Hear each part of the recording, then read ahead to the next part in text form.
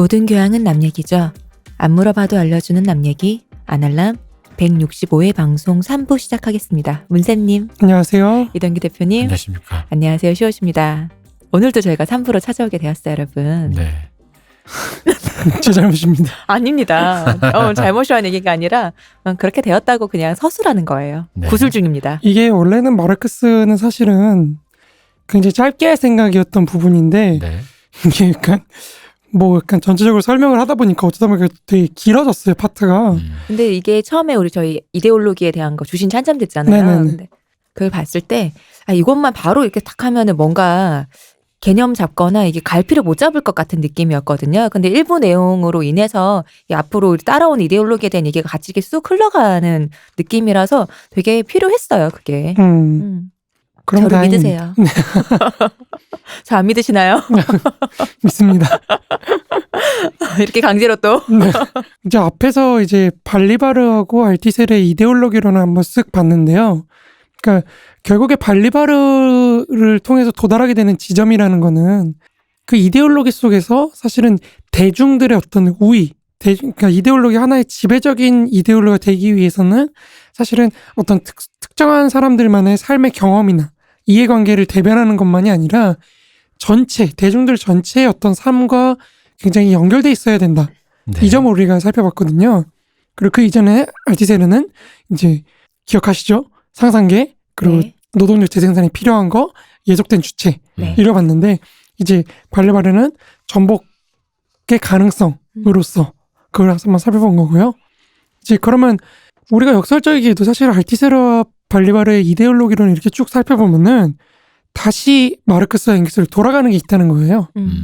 무슨 말이냐면 우리가 예전에 보았듯이 마르크스와 엥겔스의 어떤 이데올로기 개념이 한편에는 왜곡된 관념 혹은 환상을 고지곳대로 받아들이는 어떤 순진무구한 그런 대중들이라는 것 전제와 다른 한편으로 이데올로기 바깥에서 이데올로기를 통제하고 조작할 수 있는 어떤 지배계급의 능력이라는 그 다른 생각, 네. 그 두 가지 전제를 갖고 이제 구성됐다 이런 말을 했었는데 이미 발리바르에게 오게 되면은 어떤 특정한 이데올로기가 지배적인 이데올로기가 되는 이유는 그것이 대중의 삶의 영역에 깊이 뿌리내릴 수 있기 때문이 된다는 거죠.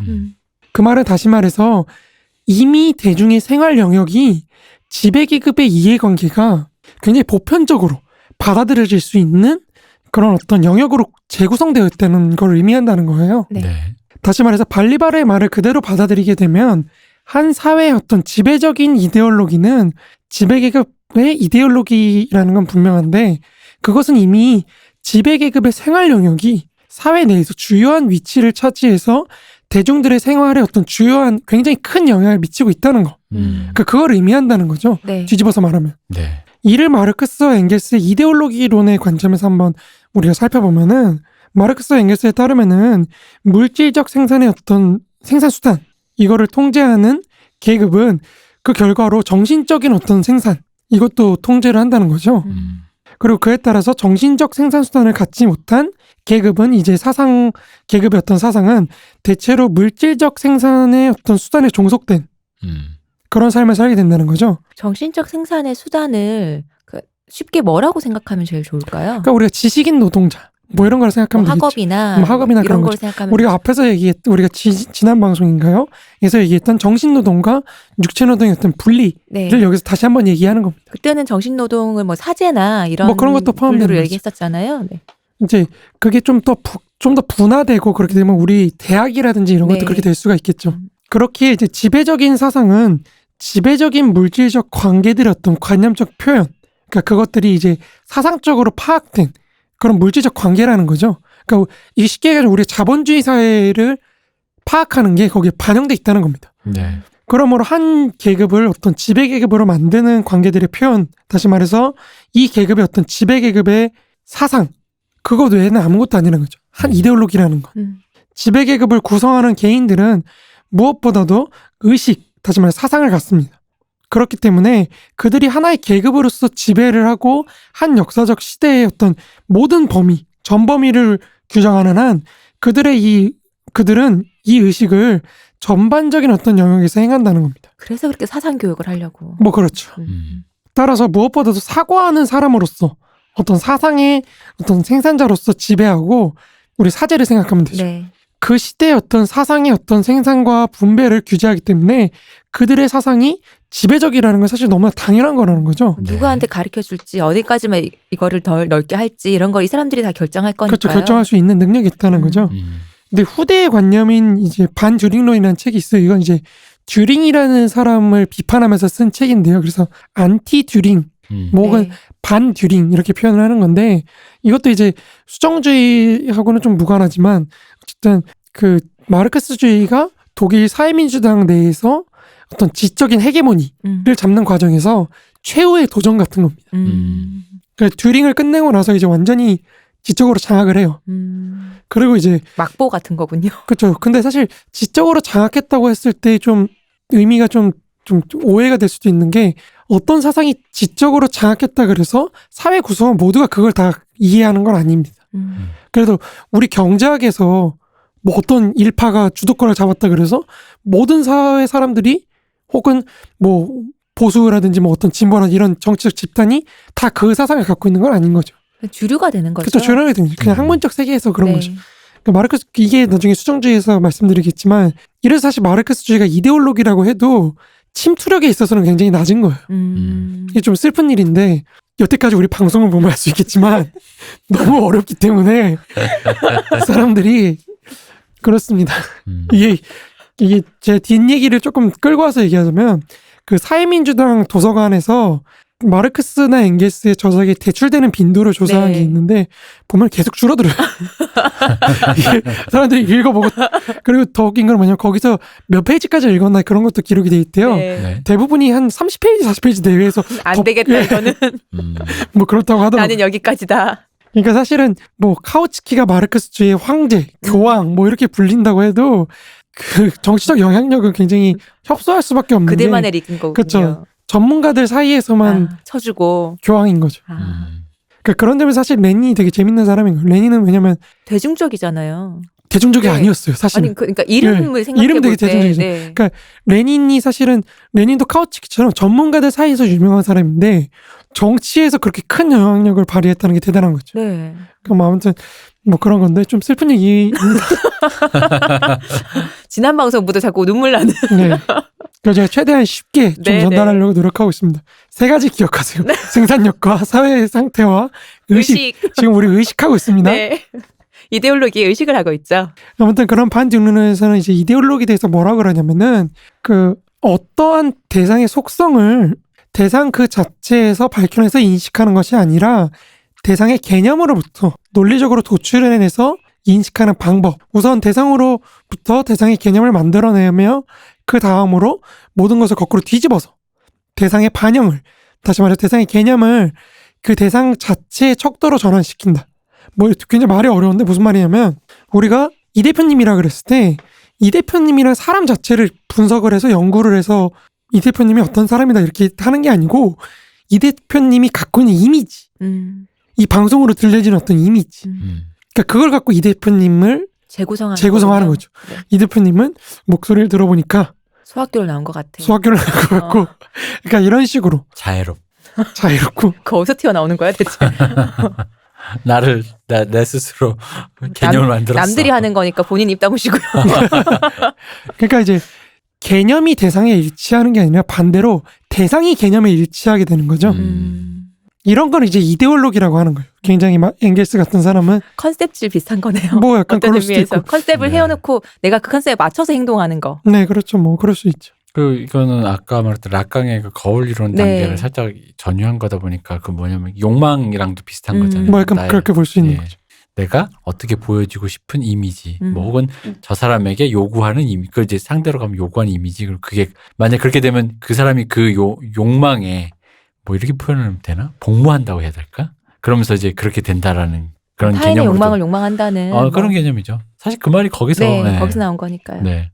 이제 뭐 굉장히 쉽게 좀 얘기를 하면 사실 여기서 우리가 저번 시간에 말씀드렸던 그 헤겔과 마르크스의 차이, 철학적 차이 그런 것도 나타나는 거예요. 그러니까 무슨 말이냐면 헤겔은 사실 정신이 최우선적인 거거든요. 네. 그러니까 이것도 맥락이 있어요. 이걸로 자꾸 해겔을 마르크스가 뒤집었고 뭐 이런 그냥 그렇게 넘어가는데 우리가 아까 말했듯이 옛날에 우리가 지난 방송에서 말씀드렸듯이 굉장히 간략하게 얘기했지만 칸트가 만들어낸 그 이원론, 네. 그러니까 인식과 물 자체의 분리라는 이 상황에서 해겔은 정신이 어떻게 물 자체를 인식할 수 있는가라는 문제를 연구를 한 사람이거든요. 네. 그거를 무한한 운동 속에서 그거를 파악을 하려고 했던 사람인데 당연히 이러다 보니까 사실 정신에서부터 시작을 할 수밖에 없어요.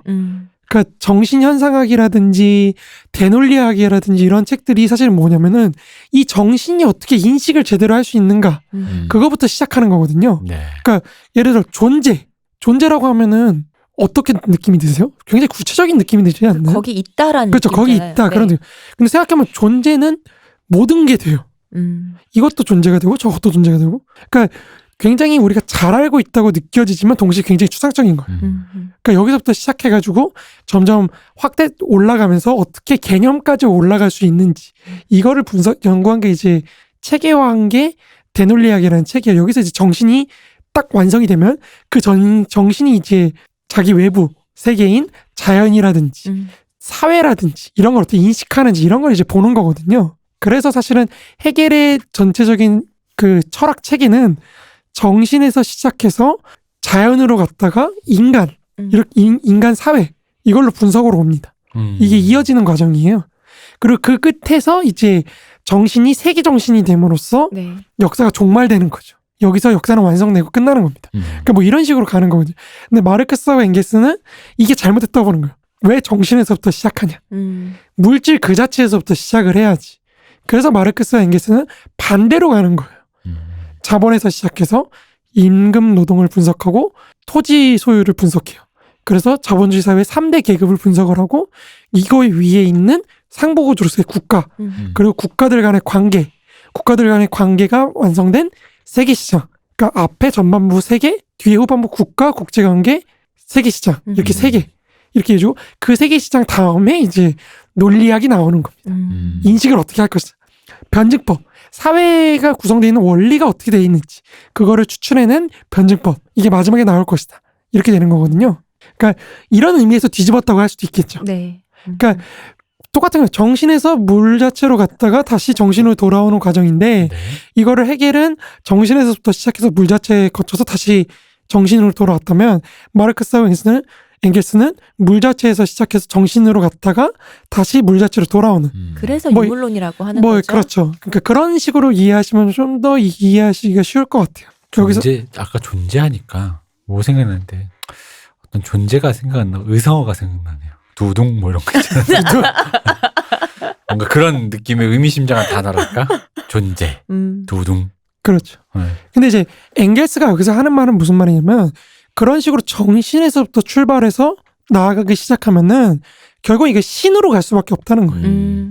그 종교 이런 걸로 갈 수밖에 없다는 거죠. 아, 사전 차단. 사전 차단. 어떤 사전? 그러니까 신으로 종교- 가는 걸 그렇죠. 사전 차단하는 그렇죠. 그런 거죠. 그러니까 해겔이 뭔가 자꾸 하려고 하는데 중간에 듣다 보니까 잠깐. 원래 해겔은 기독교를 되게 참된 종교로 그 정당화하는 신이 있다고 하는 그런 거거든요. 아, 해겔과 이승만의 대담을 듣고 싶습니다. 지금 하고 계시겠죠. 왜 뭐. 이승만을 거기선 하고 계시겠죠. 기독교 국가로 만들려는 그분의 야망을. 그 사실 중요한 거예요. 그러니까 해겔 법 철학에 보면은 그러면 그 자유라는 거는 신적인 개념이라고 얘기를 하거든요. 그러니까 무슨 말이냐면 자유라는 주어 뒤에는 모든 게 다 들어갈 수 있어요. 그죠. 나의 네. 자유. 모든 게 자유의 내용으로는 모든 게 다 네네. 들어갈 수 있는. 그러니까 모든 신적인 존재인 거예요. 아. 모든 걸 포괄하는. 그래서 문쌤 뒤에는 모든 게 들어갈 수가 없어요. 문쌤은 뭐 여성이다. 그렇지 않습니다. 들어갈 수가 없습니다. 너무 정색을 했어. 그러니까 뭐 이런 식으로 그러니까 다들 특수성이 있는 건데 네. 자유라는 개념은 되게 신적인 거라는 거죠. 모든 게 될 수 있는 그런 의미에서. 그러니까 그런 식으로 이제 막 가기 시작하면서 이제 신도 그런 의미에서 존재할 수 있고 뭐 이런 식으로 막 논리가 펴지기 시작하는데 그거는 저희가 다룰 것이 아니고요. 예, 저희가 다룰 것이 아닙니다. 네. 근데 어쨌든 엥겔스가 볼 때는 이데올로기라는 건 현실을 그렇게 관념으로부터 도출해내는 것이라고 할 수 있습니다. 바로 이런 관점에서 해겔도 그리고 듀링도 엥겔스가 비판했던 듀링도 이제 이데올로그, 그런 이데올로기를 갖고 있는 이데올로그가 되는 겁니다. 그러니까 이데올로기를 이렇게 정의한다면 우리는 지배계급의 이데올로기 또한 현실 그 자체가 아니라 관념으로부터 도출된 거로 해석을 해야 된다는 거죠. 다시 말하면 지배계급의 이데올로기는 바로 지배계급의 관념으로부터 도출된 겁니다. 그리고 그것을 왜 나타나야 되는 걸까요? 뭐 당연하게도 바로 지배계급이 자신의 세계관과 그 세계관의 배경인 현실을 유지시키고 재생산시키기 위함인 거죠. 계속 네. 지배하려고. 그렇죠. 자신의 지위를 유지하려는 거죠. 네. 예컨대 반듀링론의 평등론이라는 장이 있거든요. 네. 거기에서 말하고 엥겔스가 논하고 있듯이 인간이 평등하다는 관념은 바로 자본제라는 이 생산 양식, 이걸 배경으로 해서 나타나지만 동시에 이 평등관념이 있기 때문에 자본제라는 생산 양식이 다시 재생산이 될 수 있다는 거죠. 우리가 앞에 이전의 방송에서 얘기했던 것처럼 임금 노동이라는 거, 네. 교환을 하려면 뭐라 그랬죠? 계약관계. 네. 계약관계가 되려면 화폐라는 상품의 소유자로서의 개인과 노동력이라는 상품의 소유자로서의 개인 간이 평등한 다른 어떤 폭력이나 이런 게 개입하지 않고 서로 평등한 계약을 맺을 수 있는 그러한 평등성이 전제가 되어 있어야 된다는 거죠. 그런 의미에서 사실은 평등이라는 관념이 이런 자본제 사회를 유지시키기 위한 관념으로서 도출된 것이기도 하지만 동시에 그게 있기 때문에 사실 자본제 사회가 유지되고 재생산되고. 재생될 수 있는 거죠. 네. 그렇다면 어째서 이들의 관념이 한 사회의 지배적인 이데올로기가 될까요? 당연하게도 우리가 앞서서 얘기했듯이 그들의 생산 양식, 다시 말해서 자본주의적 생산 양식이나 혹은 자본주의적 생산 양식이 기반하고 있는 지배가 그 사회의 중심을 이루고 있기 때문이라는 거죠.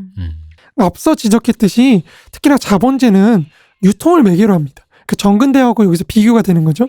정근대에서는 폭력을 매개로, 신분제라든지 네. 이런 걸 통해서 한다면 자본제에서는 유통을 매개로 다른 생산 양식들을 지배하고 통합하는데 바로 이 지점에서 이제 정근대와 굉장히 큰 차이를 보이는 거죠. 물론 자본제 내에서 발생하는 계급 대립 자체를 이제 해소하기 위해서 우리가 국가라는 기구가 필요하다고 네. 말씀드렸잖아요. 네네. 그렇지만 생산 양식의 통합이나 유지는 유통을 매개로 이루어집니다. 근데 이제 그게 전부가 아니라는 거죠. 그러니까 어째서 시대적으로 지배적인 사상은 지배계급의 이데올로기가 될까요?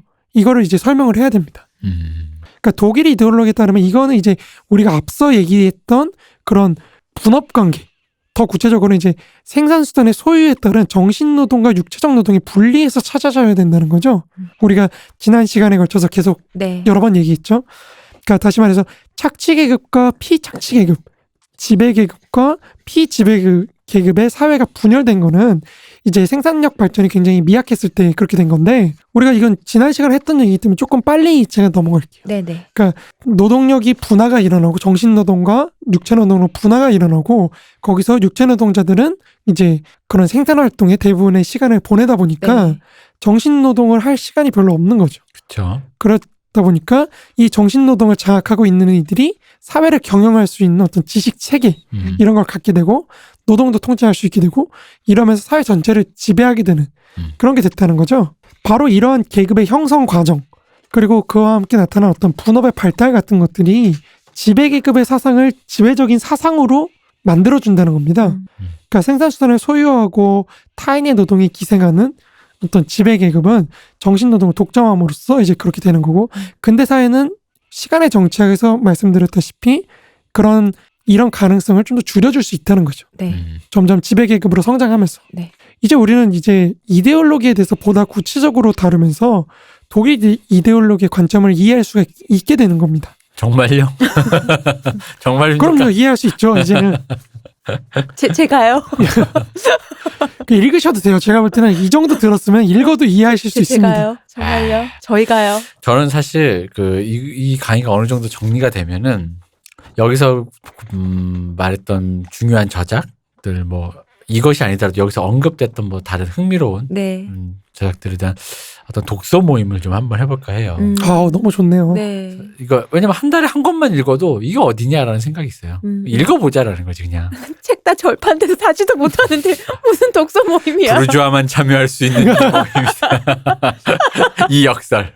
그 모임은 팔지도 않는 책을 보래. PDF. 이게 저작권 문제가 그 사실 이게 중고면 절판됐다라는 건 누가 하나 구해서 스캔해가지고 소모임 단위에서 PDF로 나눠본다는 게 저작권 침해 행위가 될까요? 사실 뭐 되는 거 아닌가요 원래는? 걸라고 치면 그럼요. 그게 뭐 근데 많이 하지 않나요? 그렇죠. 그런 식으로 아니는 하는데, 그러니까 보통 그렇게 되면은 저작권이 절판되면은 저작권이 작가한테 가잖아요. 네. 그 작가분 돌아가신 경우가 많기 때문에 연세가 많고 그래서 아마 굳이 그렇게 작은 소모임까지 사실 그 정도 되면 읽어주면 고맙긴 하는 거니까. 그렇죠, 그렇죠. 네, 터치를 안 하시겠지만 혹시 뭐 그러니까 법으로만 보면 저촉되지 않을까? 박희대 변호사님 그렇지 않을까 싶습니다.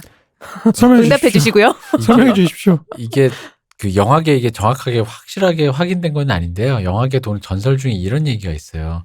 수사반장, 네. 빠라바밤, 네, 빠라바밤. 네, 이 음악과 타이틀이 가지는 어떤 그게 있잖아요. 네네. 근데 왜 영화가 리바이벌 될 수 있을 것 같잖아요. 왜 안 되는지 아세요? 왜요?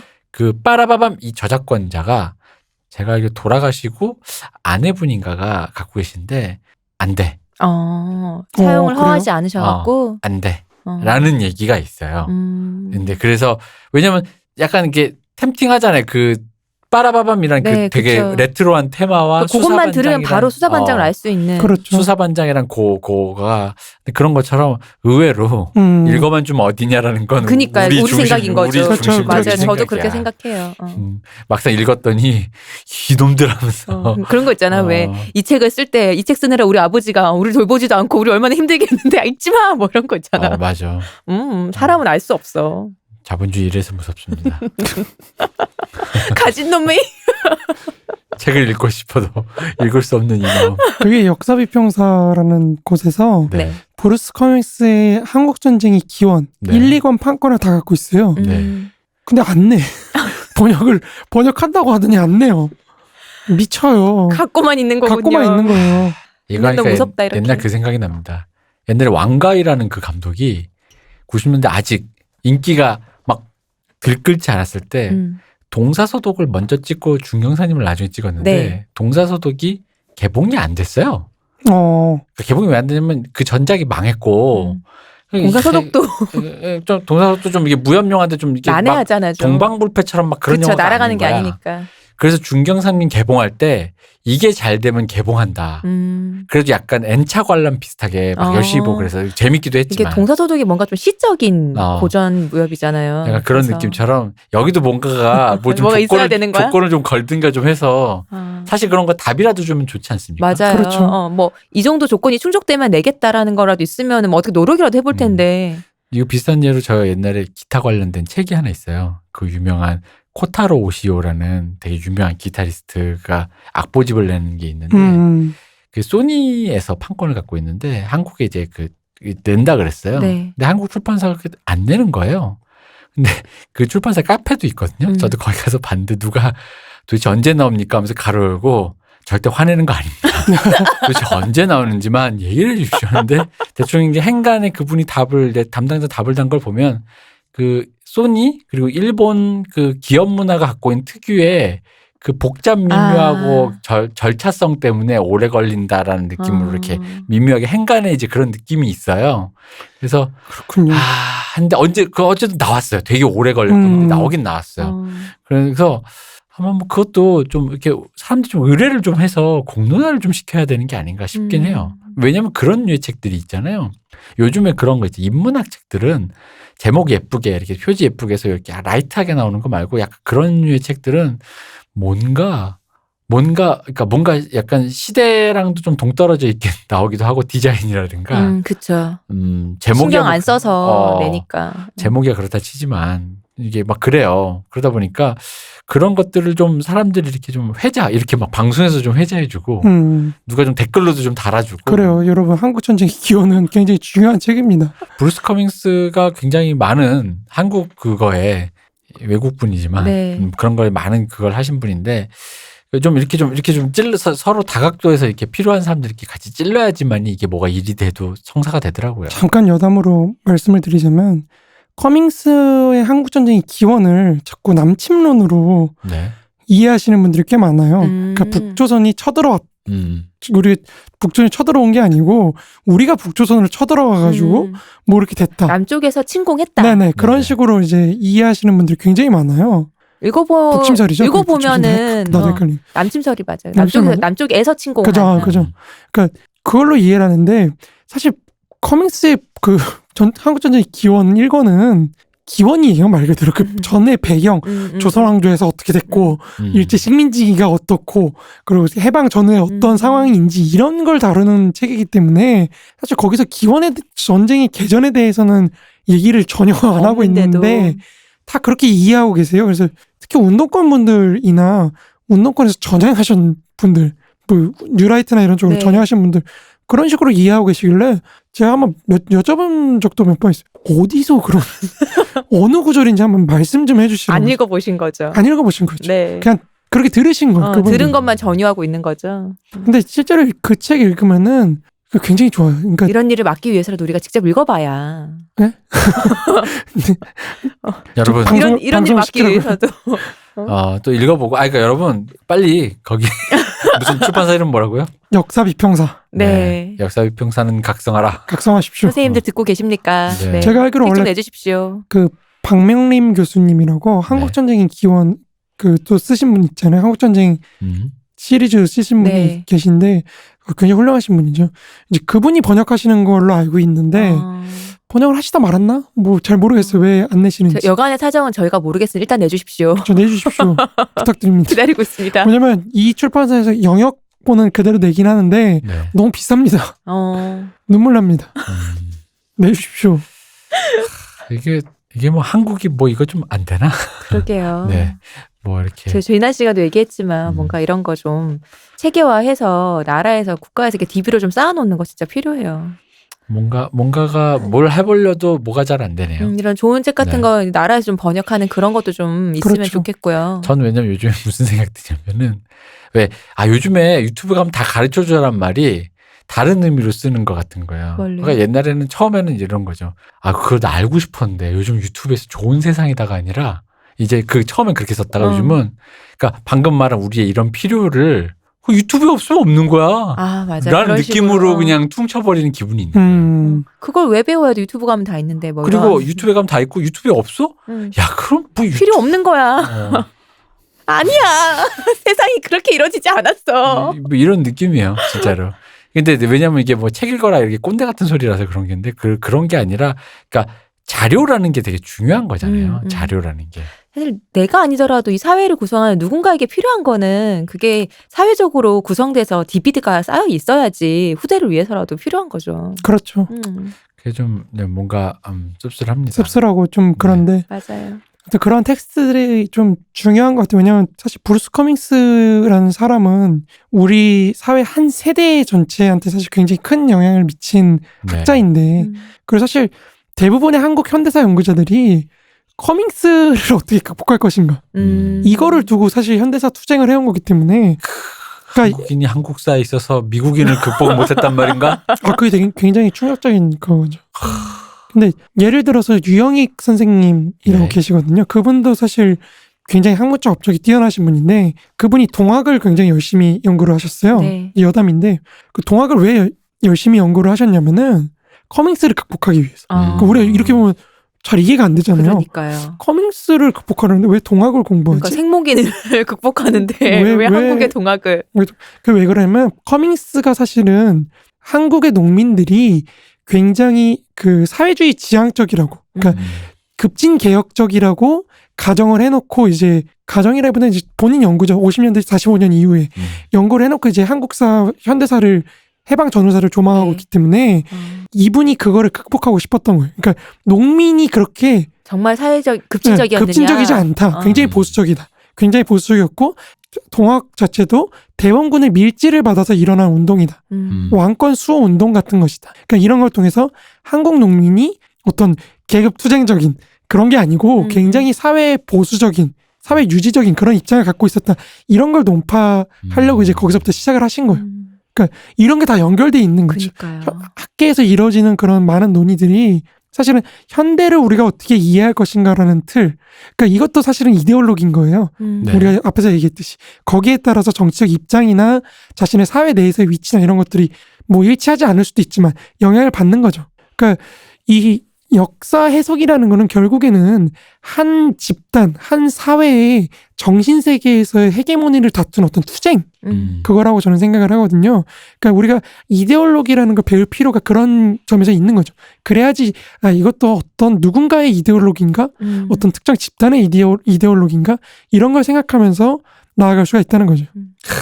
역시 배움의 길은 끝이 없는데 몸은 그러게요. 늙고 난망하네요. 몸은 늙고 돈은 없고 자료도 없고 읽어도 이해도 잘 안 되고 이제 그리고 여기서 가장 중요한 건 한국식 사고 배운다는들 학위도 없고 학위도 안 주고 학위가 무슨 의미가 있습니까? 쓸모가 있더라고요. 물론 뭐 대중적으로 뭘 하는데 쓸모가 있겠지만 네. 사실 학위라는 건 제가 볼 때는 이제 독자적으로 저 사람이 자기 연구를 할 수 있다라는 어떤 증명서 같은 것 때문이지 네. 뭐 그걸 잘한다 이런 건 아닌 것 같아요. 이번 주 방송 왜 이러죠? 이렇게 눈물 방송으로 눈물바람 방송. 예, 이데올로기까지 나오니까 읽어야 될 책들이 많아져서 그래요. 맞습니다. 근데 말씀처럼 그 우리 뭐 독서 모임이지만 그런 얘기 많이 하세요. 이거 문쌤 이거 하시는 대본 공개하실 생각 없냐? 텍스트로 같이 읽으면 더 이해가 좋겠다는데 대본을 공개하지는 않을 것 같고요. 몇 번 대표님이 뭐 댓글이나 저도 말씀을 드렸었지만 강의록으로 저희가 추가해 볼 생각은 있거든요. 아, 그래서 제가 저희의 근데 뭐랄까, 저는 꿈 중에 원래는 하나예요. 12월 달쯤에 되면은 책 한 권이 나오지 않을까 네. 그 생각을 했는데 지금 여기 있으면은 책을 낼 수가 없습니다. 빨리 수정주의로 가서 레닌으로 갔다가 마오로 갈 겁니다. 저는 이미 알고 있었죠. 우리는 알고 있었는데. 나는 전 그래서 어쨌든 강의록을 내더라도 예뻐야 되기 때문에. 그럼요. 뭐든지 예뻐야 돼요. 편집 디자인 또 툴을 또 보고 있지. 나는 그런 거 보는 게 재밌어. 요거 예쁘게. 장비가 어떻게 필요하지 그럼 뭐든지. 그럼요. 산행하려면은 신발도 있어야 되고 옷도 있어야 되고. 맞아요. 네. 그럼. 이제 무슨 이제 우리 저기 질문 방송 공개 방송 맞아요. 한번 해야 될 텐데. 그러려고 지금 생각 네, 중이에요. 이제. 그렇죠. 질문 방송 일단 여러분한테 메일로 받아서요. 메일이랑 또 직접 오시는 분들이랑 같이 하는 방송을 하려고 하니까요. 저번에도 저희가 얘기했지만 메일 궁금하신 거 메일로 보내주세요. 앞에 네. 좀 말머리에 뭐 문쌤님께라든지 뭐 이렇게 좀 저희가 알아볼 수 있게 마르크스라든지 이렇게 달아주시면 더 좋을 것 같아요. 네. 질문이 많아야 되는데 하나도 없으면 어떡하죠? 그럴 일은 질문이 없어요. 많을 텐데 오히려 저는 그런 게 걱정이죠. 그 책은 절판된 그 책을 알아서 구매하십시오. 뭐 그걸 읽어보시면 된다며? 이렇게 될까봐 슬픈 거죠. 돈이 없. 이러면서 뭐 서로 울고 나도 울고 너도 울고 뭐. 눈물바람 공개 방송. 뭐 그럴까봐 좀. 슬프네. 어쨌든 그렇습니다. 다시 돌아가죠 이제. 네. 네, 마저 또 다시 돌아가서. 방송해야죠. 네. 이제 이 독일 이데올로기에서 말했던 어떤 그런 관점들 제가 여기서 길게 인용했는데 뭐 줄이자면은 사실 아까 말씀드렸다시피 그런 관점들인 거예요. 이제 계급 간의 분업이 형성되고 그 분업 관계에 따라서 지배계급의 이데올로기가 어떻게 전체 사회의 이데올로기가 되는지 뭐 이런 것들. 네. 사회 전체가 사실은 지배계급의 이해관계가 이제 전체 사회의 이해관계로 확장되어 가는 그런 과정들. 네. 이제 그런 거기 때문에 사실 굳이 여기서 다시 설명하지 않아도 알티세르나 발리바르의 그런 해석이 좀 잘못되어 있다. 이거는 충분히 이제 이해가 되셨을 거라고 생각합니다. 네. 근데 이제 그러면 제기되는 질문이 하나가 더 있는 거죠. 그러면 뭐냐면은 그러면 어떻게 특정한 그 새로운 반란이 일어나는가라고 네. 했을 때 결국에는 사실은 이 사회 내부에서 점점 그것을 지향해 나가는 그런 새로운 생산관계가 나타난다는 거죠. 그러니까 우리가 여기서 사실은 제가 여기 원고에 쓰지 못했는데 원래 굉장히 길게 쓴 원고에 있는데 네. 제가 그거를 가져올까 하다 혼날 것 같아서 저희 혼 안 내면 저희 그런 사람 아니에요. 청취자분들 오해하시잖아요. 저번에 한번 혼났습니다. 오해하시잖아요. 오해합니다. 예. 근데 우리 문쌤님이 그 대중과의 접점 속에서 그 약간 저희들 만나기 전에도 출판을 하시려다가 그 얘기 직접 하셨었잖아요. 어렵다라는 말에 대한 어떤 약간 약간 이 뭐가 계신 것 같더라고 내가 보니까 빠직 이런 게 바지까지는 아니죠. 어렵. 어떻게 해야 되지라는 고민이 더 깊어지시는 것 같아요. 근데 그거는 제 생각에는 더 많은 우리 이제 방송하고 질문하고 이렇게 접점이 만들어지면 자연스럽게 저는 해소될 거라고 봅니다. 네. 주변에 이과생들을 괴롭히고 있습니다. 너가 이해하면 다 이해한다. 아무도 이해 못해. 근데 이과생들이 더 이상 알고 싶지 않다. 그만 알고 영 싶다. 끊기는 거 아니에요. 그러다가. 그래 어쩔 수 없죠. 뭐 그쵸, 뭐. 하늘 수 희생해야죠. 없죠. 그 정도 못 해주나? 중하위권 중학생 기준으로 생각하셔야 됩니다. 그래서 제가 요즘에 다른 사람들의 어떤 그 교양서 같은 거 있잖아요. 네. 그거를 많이 읽고 있습니다. 원래는 절대 안 읽었는데. 그러니까 거기서 말투라든가 그쵸. 접근법. 화법이나. 그렇죠. 그런 거를 좀 네. 배우려고 네. 많이 읽고 있습니다. 아무튼 좀 빠진 부분이긴 한데 여기서 그러니까 자본론 3권에 대한 해석 같은 게 굉장히 중요해지는 거죠.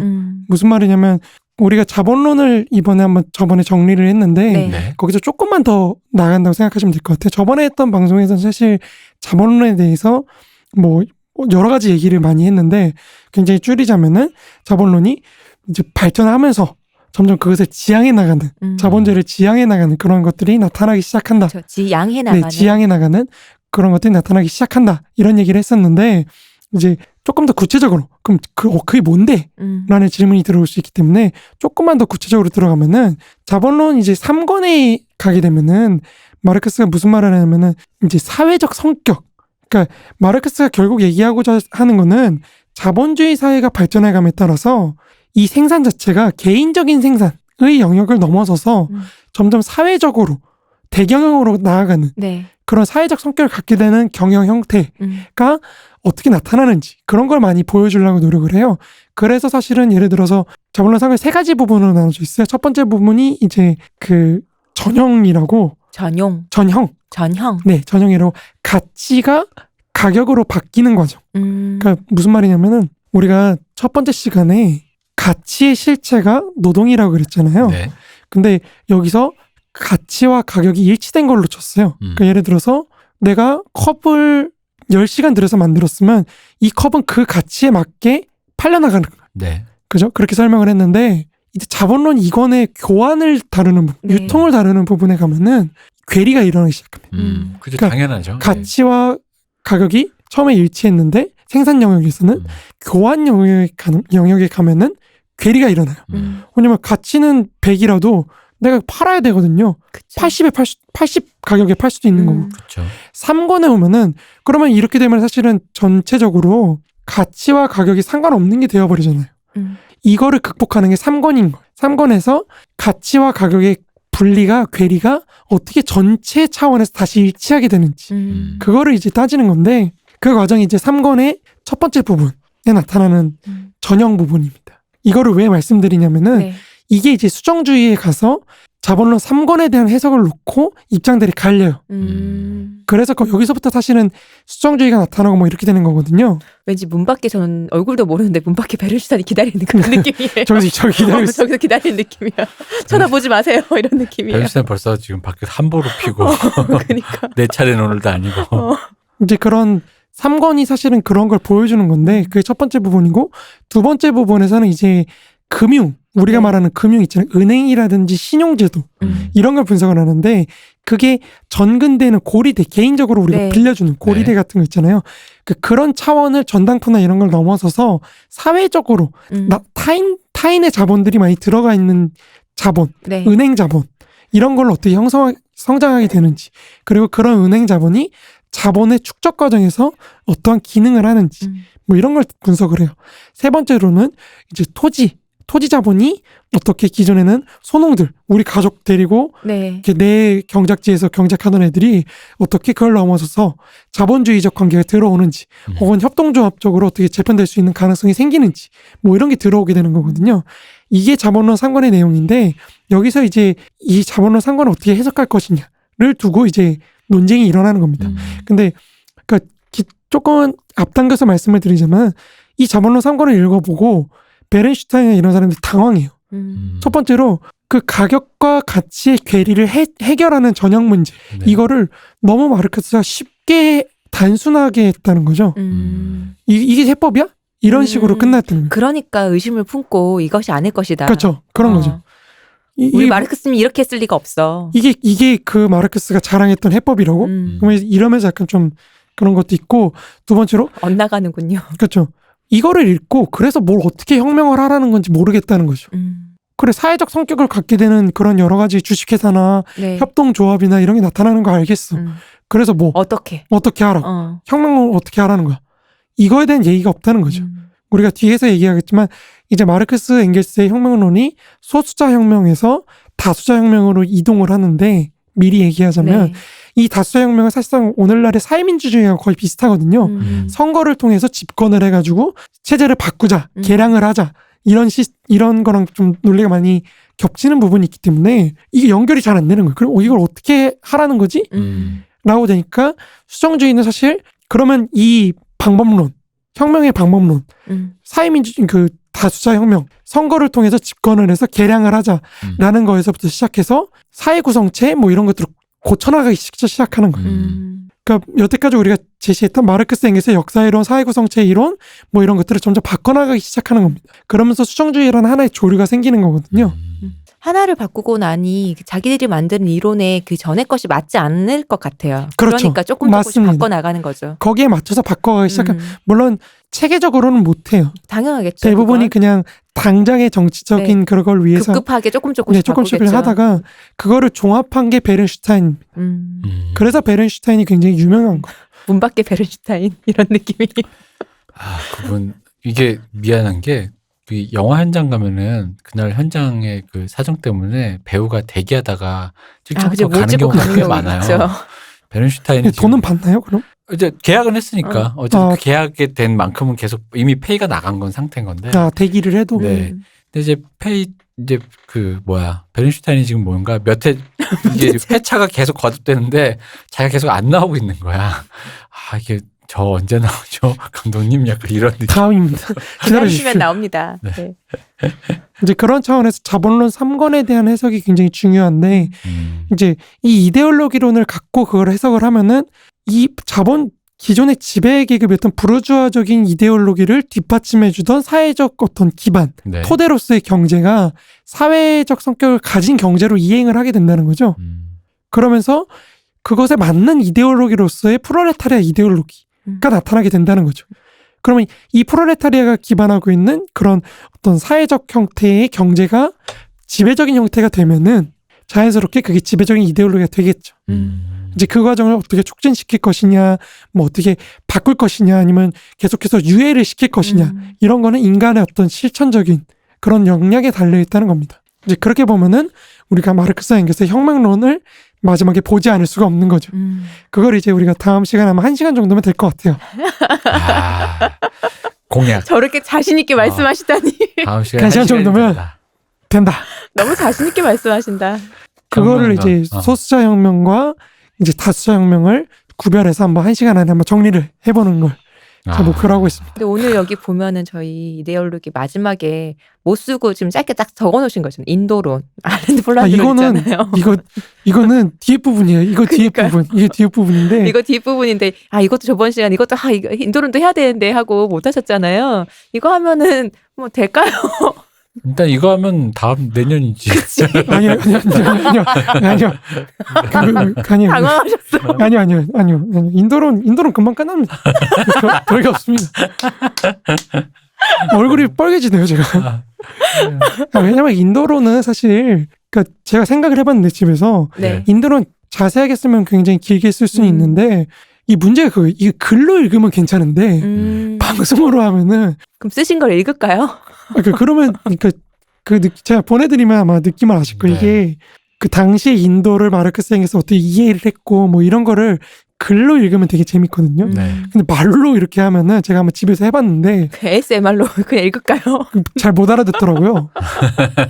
근데 주변 인도론을 알아야 사실상 뭐 여러 가지 관점들이 있겠지만 그 중에 특히 우리와 접점이 좀 많지 그쵸. 않습니까? 그래서 우리가 접점이 많죠. 우리가 식민지 근대화론이라는 거에서 사실 인도론이 그 원형이기 때문에 이제 우리가 그걸 한번 보는데 그래서 제가 이걸 다시 쓸 생각이에요. 지금 좀 그러니까 그런 측면을 좀 조망한 걸로. 네. 그러니까 인도론 자체를 분석한 것보다는 아무래도 인도론에서 아일랜드론 혹은 폴란드론을 넘어가는 지점 이거를 좀 중점으로 해가지고 우리와의 관계 속에서 어떻게 접점을 또 찾아가시는 거죠? 그거를 좀 더 강조하는 게 좀 좋을 것 같아요. 제가 말만 들어도 기대돼요. 기대하지 마십시오. 기대돼요. 기대하지 마십시오. 이건 기대하지 마시라고 하시는 거 보니까 진짜 뭐가 폭발적으로 어려울 것 같아요. 아니. 폭발적으로 그렇지 않습니다. 왜냐면 이거는 정말 쉬워요. 왜냐면 마르크스 엥겔스의 인도론 아일랜드론은 대부분 편지나 기사, 자기네들 쓴 네. 신문 기사에 적혀져 있는 거기 때문에 이론적인 내용이 없어요. 하나도.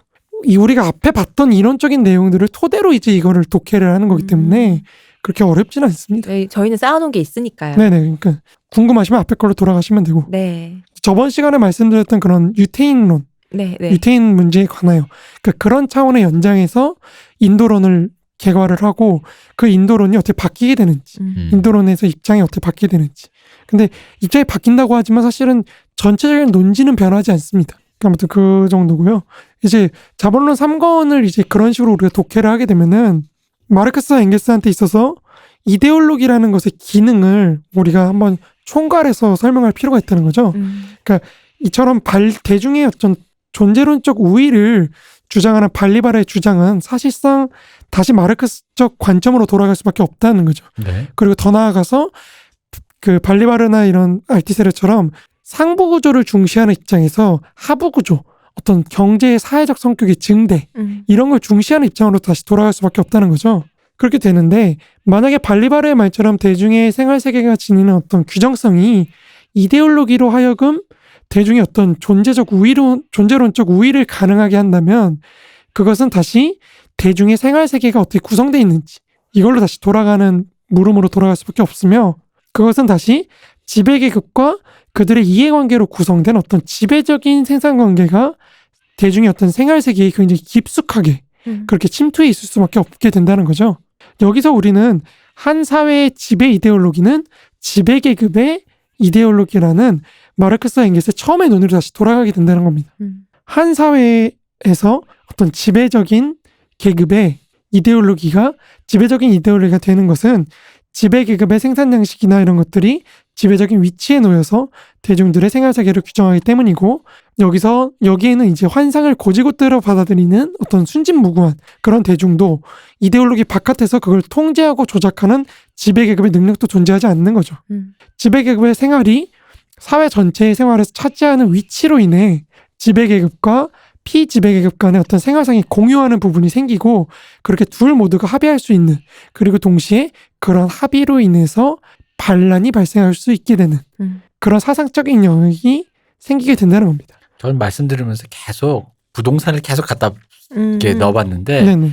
제일 적절한 예 같아요. 네. 그냥 계속 이것도 부동산 저것도 부동산 말씀하신 거에 다 부동산을 넣어봤거든요.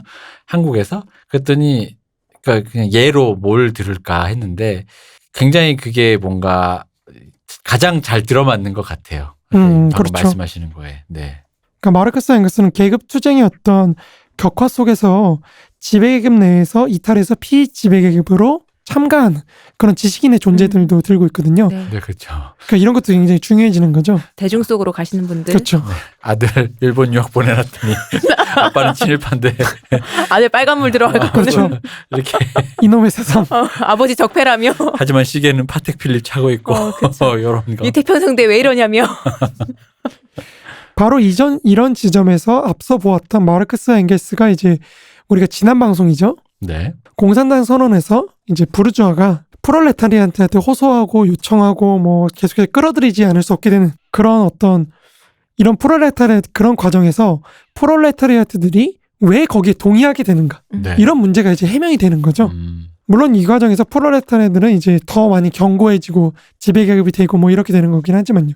그러니까 부르주아들은 프롤레타리아트들을 끌어들여서 계속해서 싸울수록 점점 더 자신의 진정한 적을 강화시킬 수밖에 없는 그런 모순에 놓여 있다는 게 이제 많이 이해가 됩니다. 호랑이 네. 새끼를 키우는. 그렇죠. 정리하자면 이제 마르크스와 엥겔스한테 있어서 민족주의라는 이데올로기는 사회 구성의 어떤 삶의 영역을 구축하고 있는 그런 사회 구성. 다시 말해서 민족이라는 공동체에서 파생돼서 계급 문제, 민족체 문제 등의 어떤 여러 공동체 내의 갈등을 무마시키면서 체제 통합을 이뤄내려는 어떤 끊임없는 운동 과정. 이면서 동시에 그를 통해 프롤레타리아트라는 피지배계급에게 부르주아에 대항할 수 있는 그런 경쟁력을 키워주는 그런 이중적인 측면을 지니고 있다고 할 수가 있는 거죠. 그러니까 이 과정에서 우리가 맨 처음에 말씀드렸던 생산력, 사회 상태, 그리고 의식의 모순이 나타나게 되는 겁니다. 생산력의 성장이라는 거는 아까 말씀드렸다시피 경제적 토대, 이것이 점점 바뀌기 시작한다는 거죠. 점점 사회적인 성격을 강하게 지니고 있는 그런 형태로 바뀌게 되고 그에 따라서 이데올로기의 변화도 오고 또 그게 다시 사회 계급 관계에 영향을 미치면서 다시 전체 사회를 변화시킬 수 있는 그런 동력으로 자리하게 된다는 거죠. 결국 이렇게 형성된 프롤레타리아트의 목표는 민족주의를 통해서 민족 간의 갈등, 노동계급 간의 분열을 조장하면서 자신의 이해관계를 관철시키는 부르주아와 그것의 도구인 민족주의, 민족국가에 타파할 수밖에 없다는 겁니다. 드디어 이 말이 좋습니다. 민족국가의 해체가 국가 내의 여러 종족들 간의 불화나 국가 외부의 갈등 상황을 타파할 수 있게 하는 거죠. 그렇게 당면의 과제는 프롤레타리아트의 어떤 자기 해방의 과정, 다시 말해서 사회 해방이지 민족 해방이 아닌 거예요. 그 둘이 우연히 일치할 수는 있죠. 그렇죠. 그렇지만 꼭 그렇지는 않다는 겁니다. 네네. 그 일치가 반드시 필연적인 건 아닌 거예요. 그것은 이제 뒤에 여러 가지 인도론이나 우리가 아일랜드론 이걸 보면서 한번 살펴보도록 하겠습니다. 근데 여기서 네. 딱 하나만 해명이 좀 됐으면 좋겠는 게 있어요. 어떤 건가요? 이런 류의 것에서 꼭 인간은 혹은 인간이 구성한 집단은 네. 치팅을 쓰는 애들이 나타난다. 아, 그렇죠. 그러니까 뭐 예를 들어 뭐 그런 거 있잖아요. 우리 모두 한 끼씩 이게 한 숟갈씩만 덜 먹으면 되는데 하면서 싫은데 하면서 먹는 애들이 있단 말이에요. 그렇죠. 그런 애들. 근데 바로 그런 류의 집단과 그런 애들이 바로 그 약간의 불편함과 서로의 뭔가 그 이해관계를 뭔가 해야 되는데 싫은데 예를 들어 여기서는 부르주아가 만약에 그런 민족국가를 이게 타파해가지고 해체하는 순간에 그렇게 됨으로써 다른 국가들과의 갈등, 외부 갈등을 타파하려고 하는데 싫은데 하면서 뭔가 그렇죠. 더 빠른 길을 가려고 하는 이 집단의 등장 혹은 인간, 개개인의 등장 이 부분에 대한 어떤 이 부분에 대한 대처는 이제 방법론적인 것이고 근원적으로 가서 이제 이런 인간들이 왜 나타나나. 왜냐면 이게 항상 보면 저 EBS의 그 교육 있잖아요. 저는 네. 애도 없는데 애들가 우리 아이가 달라졌어라든지 그런 거 되게 거요? 자주 봐요. 근데 거기다 보면 그런 류의 실험이 많거든요. 뭐 예를 들어 남자 여자애가 정말 다른가 했는데 뭘 집어봐라 했는데 뭐 아직 영아한테도 막 했더니 뭐 남자애는 뭐 이걸 짓고 여자애는 뭐 이런 식의 어떤 실험을 하는데 거기다 보면 그런 치팅 쓰는 그러니까 약간 이제 어른들의 표현으로 머리가 이제 뭔가 비상한 애인 거죠. 머리 구조가 좀 다른 아이들. 잔머리 탁 써가지고 바로 이렇게 뭔가 요 지름길을 딱 아는 거예요. 그래가지고 이제 치팅을 써서 특히나 애들한테는 아직 도덕관념이 좀 덜하니까 이런 걸 하면 안 된다라는 게 없으니까 바로 해버리는 그런 직진의 아이들이 생기는데 그런 부분들에 대한 것들이 이제 궁금해지는 거예요. 여기까지 딱 들으니까. 왜냐면은 예를 들어 민족국가 뭐 그냥 굳이 마르크스 이론 떠나서라도 민족국가 세우자 할 때 싫은데 친일파하고 싶은데 이게 편한데 뭐 이런 사람 우리 많이 봤잖아요. 그렇죠. 많이 봤죠. 네, 우리 살면서도 많이 보잖아요. 네. 반에서도 뭐 많이 네네. 보고. 그런 류의 인간을 어떻게 이 단위에서 왜냐면 분명히 마르크스주의 이거 해가지고 노동운동 한다고 해도 아시잖아요. 뭐 인간이라는 게 모이면은 이게 일정 비율로 나타난단 말이야. 그러다 보니까 그거는 어떻게 해야 되는 것인가? 근데 사실 제가 생각할 때는 그런 것 같아요. 마르크스나 엥겔스는 사실은 우리 사회 자체를 큰 역사적 이론으로 봤을 때 기나긴 인간의 역사를 보면은 인간이 처음에는 자연에 의존해서 살던 거였잖아요. 네. 뭐 길가에 있는 거 따서 먹고 네. 이러다 살다가 점점 생산이라는 걸 하면서 자연으로부터 스스로를 독립시키기 시작한 거거든요. 네.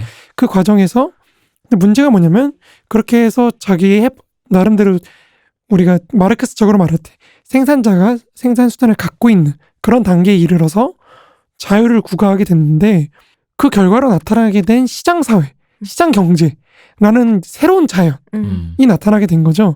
우리는 거기에 사실은 종속이 돼 있는 거거든요. 네, 맞습니다. 근데 이거를 극복해 나가는 과정도 사실은 기존의 그런 자연, 말 그대로의 자연을 극복해 나가는 과정과 함께 가는 거거든요. 그러니까 우리는 사실은 진정한 자유에 도달하기 위해서는 다시 한번 자유를 극복할 수 있는 예속 단계를 거쳐야 된다는 거죠. 그러니까 자연을 극복하기 위해서 노예제와 농노제라는 폭력에 기초한 예속 단계를 거쳤다면은 마찬가지로 자본제 사회에서도 노예제와 농노제와 비슷한 단계 그런 어떤 예속 단계를 거치지 않을 수 없다는 거죠. 네. 그걸 이제 임금 노예제나 뭐 이런 걸로 표현을 하는 건데 그러니까 그런 과정을 거쳐서 진정한 자유의 단계에 도달하는 과정은 사실은 그런 사람들이 나타난다 그래서 멈춰지거나 이렇게 될 수 있는 게 아니라는 거죠. 그런 게 아니라 오히려 그런 사람들의 존재가 이런 과정을 촉진하기도 하고 어떻게 보면은 그런 사람의 존재로 인해서 그런 것이 나타나게 되는 그런 모순적인 관계, 그런 전체 운동 속에서 파악되어야 되는 하나의 흐름이라는 거죠. 저는 좀 정확하게 기억은 안 나는데 대강의 기억으로 볼 때, 그러니까 사회와 다르게, 그러니까 인간이라는 종에 대해서 생각을 해볼 때, 뭐 네안데르탈인이나 아니고 뭐지? 또 오스트랄피테쿠스나 이렇게 종이 있을 때 인간들은 끊임없이 그 어떤 일정한 확률로 돌연변이가 있었다는 거죠. 그러니까 변수가 있다는 거죠. 그러니까 그 변수가 말씀하신 것처럼 어떤 방향으로 인간들을 다시 만들어서 더 좋게 가기도 하고 아니면 어떤 한 종을 멸망시키기도 하고 이런 식으로 가는, 뭐가 될지는 모르지만 그런 식으로 인간은 발전했다고 트럼프? 그렇다고 하는데, 마찬가지로 사회도 그렇다고 봐요. 말씀하신 그런 어떤, 지금 생각해보면 변수인 거잖아요. 돌연변이인 거잖아요. 그런 치팅을 쓰는 사람들은. 근데 하지만 그런 수는 늘 일정 비율로 있는 것이고, 근데 그런 어떤 족속이라고 할까요? 그런 돌연변이와 같은 마음을 가진, 변수를 가진 개체가 그 사회를 어떤 하나 방향으로만 갈 것 같은 것을 어느 방향으로 갈지 알 수 없게 만든 어떤 존재라고 봐요. 근데 그러니까 제가 여기서 말씀드리고 싶은 거는 결국에는 그 말씀도 되게 오래전 말씀인데, 그러니까 이런 거예요. 그러니까 우리가 자꾸 사회 진보나 이런 거를 상상을 할 때 민중이라는 범위, 그러니까 민중이라는 집단, 혹은 어떤 민중의 현실을 변혁시키는 사람들, 이런 사람들을 굉장히 순진무구하고 뭔가 굉장히 선한 사람들, 이런 사람들로 포장을 하는데, 헤겔과 마르크스의 역사관이 우리한테 알려주는 거는 그런 게 아니라는 거예요. 인간의 역사는 굉장히 조잡하고, 헤겔이 어떤 표현까지 쓰냐면은 이 역사를 바라보고 있다 보면은 도대체 여기에 뭔가 있다는 건가? 뭐가 있다는 거냐? 도대체. 왕자의 게임을 보는 내 마음이지. 그러니까 오히려 헤겔은 그런 얘기도, 오히려 이 인간의 역사를 보고 있으면 허무주의에 빠질 수밖에 없다. 그죠? 맞아요, 그건 네, 진짜. 맞아요. 그러니까 그럴 정도로 추잡하고 추악한 이런 인간의 역사 속에서, 그리고 우연성이 지배하는 이 사회 속에서 그런 우연성의 흐름이 만들어낸 어떤 법칙 같은 그런 흐름을 우리가 인식하는 게 더 중요하다는 거죠. 헤겔이 역사를 공부한다는 건 그런 허무주의에서 벗어나서 그것까지, 인간의 어떤 추악한 부분까지 다 하나로 인식하면서 그 전체를, 그렇죠, 전체를 바라보는 게 중요하다는 거죠. 그것 자체도 인간의 욕망이 만들어낸 하나의 운동이라는 거죠. 그러니까 그런 운동을 배제하기 시작하면 사실은 그거는 자기가 원하는 세상, 천상의 어떤 왕국을 그려놓고 역사를 현실을 거기 끼맞추려고 하는 거거든요. 그러니까 그런 거를 사실 헤겔은 이런 표현이 적당할지 모르겠어요. 헤겔의 표현에 따르면은 순수한 영혼들.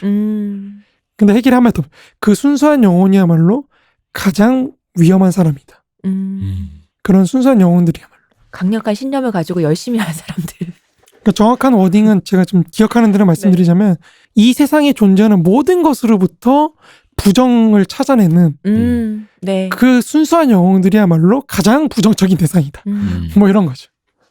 그런 의미로 본다면 아까 말씀드렸던 것들을 조금 이해할 수 있을 것 같아요. 근데 이제 이게 약간은 이제 잘못 오해하실까봐 또 드리는 말씀이, 이게 제가 마치 그렇게 들으면은 환원론처럼 들리는 거예요. 이게 왜냐면 신의 역사하심 같은 논리 있잖아요. 그렇죠. 헤겔은 좀 그런 게 있습니다. 네. 왜냐면 이제 우리도 뭐 할 때 왜 우리 신은 뭐, 신에겐 다 뜻이 있다. 신은 역사한다. 이게 거대한 역사에서 신의 역사 속에서는 다 이렇게 너도 그게 다 하나의 뭐다 이렇게 나오는데, 너의 쓰임은 있는 것이야. 근데 그렇게도 생각하실 수 있지만, 그게 부정적으로 보시는 사람에게는 뭐야 이게 그런 식으로 환원론 시키는 것처럼 들릴 수 있는데, 그렇지는 않습니다. 그렇기보다는 거대한 좀 더 거대한 큰 그림을 보았다라는 측면으로, 그렇죠. 그렇게 이해하시죠. 예. 그러니까 헤겔도 사실은 프랑스 대혁명에서 단두대에 막 목 잘려나가잖아요, 사람들이. 네. 아무 의미 없다고 얘기해요. 그거 뭔 의미가 있어? 배추 자르는 거하고 똑같다고. 양배추 같이 잘린다. 뭐 이런 표현을 하거든요. 그러니까 양배추 잘려나가는 것처럼 의미가 없다는 거죠. 근데 이제 그런 것만 사실 보게 되면 사실 역사라는 거는 굉장히 의미가 없는 것이 되는데, 우리가 역사로부터 사실 교훈을 얻는다는 건 저는 말이 안 된다고 생각해요, 개인적으로. 그러니까 역사로부터 교훈을 얻는다? 왜 얻죠? 그러니까 그건 역사가 또다시 반복된다는 걸 사실 전제하고 하는 말이에요. 그러니까 근데 그 역사로부터 우리가 교훈을 얻을 수 있는 유일한 거는 아무도 역사로부터 무언가를 배우지 않는다는 거. 그거 하나밖에 없다고 헤겔은 얘기를 하거든요. 그러니까 우리가 역사를 배우는 방식은, 역사를 공부하는 거는 과거가 얼마나 추악하고 잔혹하고 이런지라도 그것들이 모여서 지금의 우리를 형성했다는 거. 네. 그러니까 우리 현실을 이해하기 위해서 우리가 역사를 배우는 거지. 역사로부터 뭐 어떨 때는 어떻게 해야 되고 이런 교훈, 그렇게 역사를 기능주의적으로 이해하는 거. 그게 저는 굉장히 잘못된 이해 방식이라고 생각해요. 역사를 잃은 민족엔 우리가 역사를 잊은 이름은 어떻게 잊은 민족에게 아예 잊어먹었네 내가. 전 그런 캐치프레이즈가 조금 불편한 사람이라 그게 뭔가 문쌤님의 말씀이 굉장히 와닿는 것 같습니다. 뭘 어쩌겠어요 라는 생각이 있어요. 솔직히 말하면 내가. 왜냐면 사람이 역사를 알고 미래를 알고를 떠나서 내 맘 하나를 컨트롤을 못하기 때문에 그러하다. 네, 내 맘 하나를 컨트롤 못해서 그 내 맘 하나 컨트롤 못하는 것이 모여서 역사라고 본다면은 말씀하시는 거에 저는 적극 동의해요. 뭘 배운다라는 거지? 라는 거. 근데 어떻게 해서 이렇게 구성되었지 정도까지는 얘기해 볼 수 있지 않을까. 네, 생각해 봅니다. 그거를 또 이제 이것도 허무주의로 오는. 네, 그러니까 마르크스주의가 사실 제일 많이 오해를 받는 게 그 과학이라는 표현을 아까 네. 그렇게 네. 말씀드렸는데 과학이라는 표현 때문에 자꾸 미래를 뭐 이렇게 예측을 한다. 뭐 이런 건데 사실 마르크스와 엥겔스가 했던 거는 뭐 먼 미래를 예측하는 게 아니고 지금 우리 사회 내부에서 앞으로 우리를 바꿀 그런 어떤 것들이 어떻게 나타나는가 이거를 본 거기 때문에 사실 그런 의미에서 마르크스와 엥겔스는 역사 전체를 연구할 수밖에 없는 겁니다. 이 전체적인 흐름 속에서 이거를 파악해야 되는 거거든요. 그러니까 그런 맥락에서 이거 뭐 무슨 휴거처럼 뭐 몇 년 이렇게 멸망한다 자본주의 이게 아니고. 그러니까 난 와가지고 두둥 이래가지고 김정일이 나단 이래가지고 적화통일이라고 날래 줄 서라고 이런 거 할 줄 알았지. 우리 어릴 땐 그랬어요. 그게 굉장히 그러니까 그것도 사실은 우리가 앞으로 보게 되겠지만 근대를 구성하는 하나의 관점인 거죠. 그러니까 이성적으로 모든 걸 파악할 수 있고 정말로 혁명이 올 것이고 뭐 자유의 세계가 완전히 실현될 것이고 이런 믿음. 네. 그게 사실은 그러니까 이게 문제예요. 진짜 마르크스나 헤겔이나 이런 사람들이 그런 얘기를 했냐 안 했냐가 중요한 게 아니고 문제는 사람들이 그렇게 이해했다는 거죠. 이성으로 시스템을 완전히 새롭게 할 수 있다. 우리가 조직을 할 수가 있고 이성적인 세상을 만들 수 있고 이상적인 세계를 그릴 수가 있고. 한창 인간의 이성에 대해서 과신하던 때가 있었잖아요. 그렇죠. 그러니까 그런 게 사실은 뭐 헤겔 잘못이라고 생각하진 않아요. 이들이 오해놓고 왜 해결한테 버씌우느냐. 저는 약간 그런 입장인데 근데 중요한 건 어쨌든 사람들이 그렇게 생각했다는 거 그리고 그거를 믿고 무언가를 했다는 거 그게 중요한 거겠죠. 역시 오늘은 또 마지막에 참 거대한 웅변과 함께 끝나는 것 같습니다. 개통 철학이죠. 아니에요. 뭔가 좀 가슴에 와닿는 것 같아요. 저는 사실 그런 결정론적인 어떤 그런 거에 좀 어떤 약간의 그런 회의가 있거든요. 결정론적인 걸로 가면은 진짜 가장 극단으로 가면 살아 뭐해라는 느낌이기 때문에. 뭐 그쪽도 있고 아니면 뭐 이제 우리가 이렇게 하면 바꿀 수 있다, 할 수 있다, 이렇게 우리의 미래는 이렇게 되었다라는 이런 거에 대해서. 왜냐면 어릴 때 독서실에 앉아 공부할 때마다 느끼는 게 그건 거야. 이렇게 공부하기 싫은데. 근데 옆에 보면 공부가 재밌다는 애가 있었거든요. 있지. 걔를 보고 있으면 그래. 애초에 긁는 거야. 이게 다른데. 생각해봐요. 전에 문쌤님 책 읽을 때 만화책 읽을 때 워밍업하고 다른 책 읽으신다는 거 봐요. 그러니까 난 만화책 계속 읽는데. 내 머리 만화책 계속 읽는 거지. 다음 건의 내용 뭐였지? 이러면서. 이렇게 다른데. 그러니까 이제 그런 부분들이 아마 하여간 뭐 할 말은 많지만 어쨌든 그런 매짐을 할까요? 네. 멋있었던 말이었던 것 같습니다. 그런가요? 네. 그러니까 너무 역사도 그렇고 우리 생활도 그렇고 저희가 볼 때는 우리의 생활도 그렇고 그러니까 어떤 정해져 있는 그런 거라기보다 사실 변칙법이라는 거는 모든 게 변화한다는 그런 어떤 입장에서 나온 철학이거든요. 네. 그러니까 그런 철학을 한번 생각해 보시면 사실 정해진 건 없다. 그러니까 정해진 것도 없고 그러니까 사실 알티세르가 사람들한테 인기를 끄는 거는 그런 결정론적인 입장을 굉장히 비판했기 때문이기도 해요. 네. 우리가 봤지만 알티세르라는 사람은 사실 우연성이라든지 뭐 이런 걸 굉장히 중시했던 철학자인데 그래서 이 사람의 철학의 이름을 우연성의 유물론, 우발성의 유물론 뭐 이런 식으로 표현하기도 하는데 그러니까 저는 그렇다고 해서 이걸 무조건 전적으로 동의하는 건 아니고요. 근데 아무튼 그런 구조와 어떤 인간의 어떤 의지, 그 우연성과 뭐 필연성 이런 것 간의 관계를 좀 우리가 전체 틀로서 이해를 하고 사회나 어떤 자신의 삶의 인식을 좀 더 풍부하게 하는 게 중요하지 않나 그렇게 생각합니다. 그렇습니다. 여러분 들으셨죠?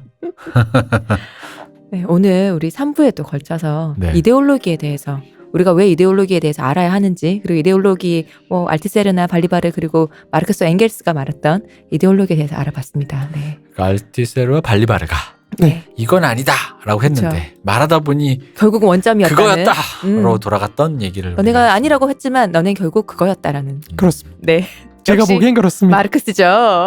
역시 우리 마르크스 하면 여러분 기억하시고요. 늘 새롭고 짜릿하고 성경 최고인, 무오르설에 이은 늘 새롭고 짜릿하고 네. 최고인 마르크스 오늘도 들어보았습니다. 문세님께. 문세님 고생 많으셨어요. 고생하셨습니다. 이 대표님 고생하셨습니다. 수고하셨습니다. 감사합니다. 쉬우셨습니다.